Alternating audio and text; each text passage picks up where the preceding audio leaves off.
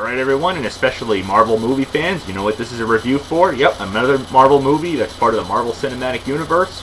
Man And The Wasp, the sequel to the 2015 unexpected hit movie that may seem small, but was a big hit. So, yep, leave it to Marvel to obviously pull out the magic hat trick with these seemingly small, but big and strength type of ideas. Gave Paul Rudd the big name as the Ant-Man himself, the shrinking man that shrinks and despite being small grows in strength. And obviously, you know the story behind him. You know, he's a jailbird that obviously stole and worked for criminals and had to redeem himself and obviously be able to pay child support for his daughter, and, you know, he's divorced and everything like that. So, you know the story about him.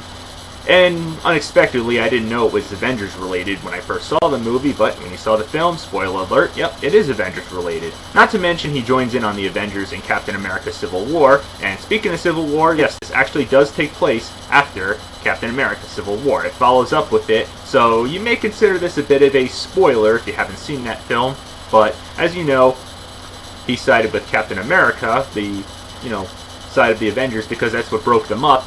Iron Man's group wanted to be government controlled, and of course Captain America's didn't, so that's why they fought in that big, epic airport scene.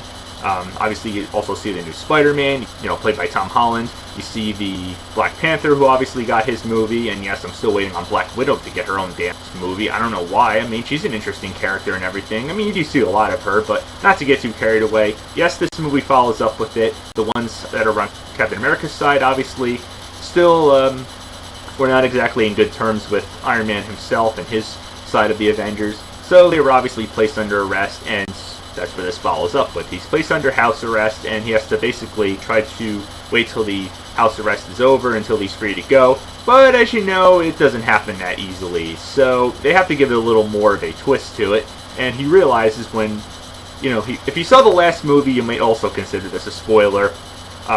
You know, when he was in the super microscopic world, whatever the hell they call it, there's a lot of sciencey, you know, jargon, a lot of that text talk and everything, like the last movie, so it's not much different with that kind of, per se.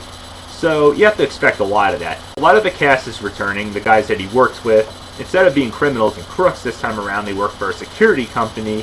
And of course, Michael Douglas has returned, trying to, this time, not trying to defeat the Yellow Jacket, because obviously you know he's defeated in the last movies. This time around he's trying to find his wife, who he knows is still alive out there. It's just she was shrunken into the microscopic world. Ant-Man, of course, somehow has some kind of communication with her. So yeah, minor to moderate spoilers. Forgive me on this one, people, but I'm not going to go anything too major. So that's where the story picks up from there. But of course, it can't be a Marvel movie without its villain. And the villain in this movie is Ghost. Interesting story behind her, and kind of a heartbreaking one, and you kind of do feel for her a little bit. And yes, also Lawrence Fishburne, who, spoiler on this one, is her father, or adopted father, I should say. And yes, I do find it funny how he was also in the Batman Superman movies, you know, the ones by Zack Snyder, Justice League universe per se. It's not the first time you've obviously seen an actor go from DC to Marvel, or Marvel to DC. We've seen it before plenty of times, so it's interesting, and it does make an interesting story. And there's a lot of that shrinking, growing stuff in this movie. It makes a lot of use of it. It's very entertaining, and yes, there's a lot of silly moments too, where you giggle and laugh, but are entertained at the same time. So it's nothing like you haven't seen out of a Marvel movie. I expected a lot of that, and for a 2-hour runtime, I was thoroughly amused with it. It had a lot of great effects, a lot of great entertainment, and a lot of great action. So it makes great use of what Ant-Man and, of course, his teammate now, the Wasp, who you've seen in the last movie, you just haven't seen her in the Wasp costume, but you were hinted that it was going to come. And yes, I do find it funny how, you know, she's given wings, obviously, and he's not. So there's a lot going on in the film, but not too much that you can't follow. You know, it brings a lot, and it gives you a lot to really be entertained for the full 2 hours. So I would say I was definitely satisfied. It's a great worthy sequel, and Marvel really knows how to keep its audience going and keep its fans very happy. I was thoroughly amused by it. Marvel did it again. And yes, there is a scene during the middle and after the credits.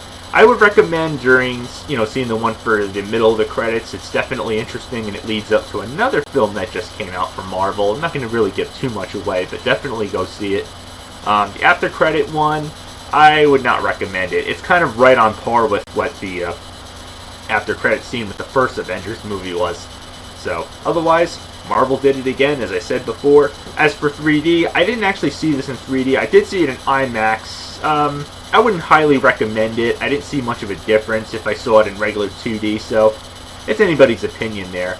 It's hit or miss with these Marvel films, whether it's good in 3D or not, and this one, I don't really feel bad I didn't see it in 3D, but it's definitely worth it. I think Marvel's definitely on a great roll with the marathon of their Avenger movies, and this one is a great addition, great sequel, definitely worth it right there. So, my final verdict is rocking Weird Mode B Motion Plus up and deploying Weird Mode up. Definitely worth it.